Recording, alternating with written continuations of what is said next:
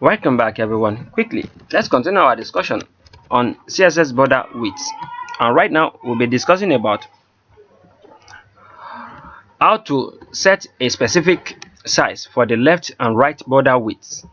So quickly, let's see how it goes. Once again, how to set a specific size for the left and right border width.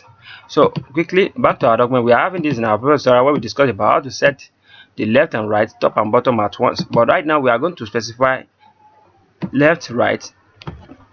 We are going to specify the left and right. So right here, let's comment this out and call this 4 angles, or the 4 angles, or the 4 sides.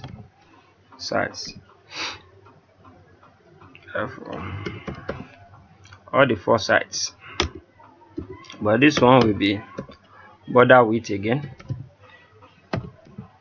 And we are going to specify, let's say we give this 100, definitely all the 4 angles, right? Then we are going to use another value. Let's give this 23.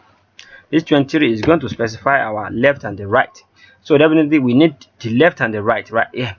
So the left and the right is going to have this 23 pixel size. So let's save our document and see what we got. Just imagine we got it right.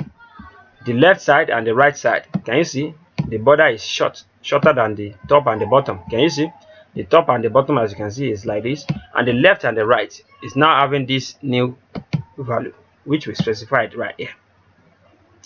So definitely the left and the right is this.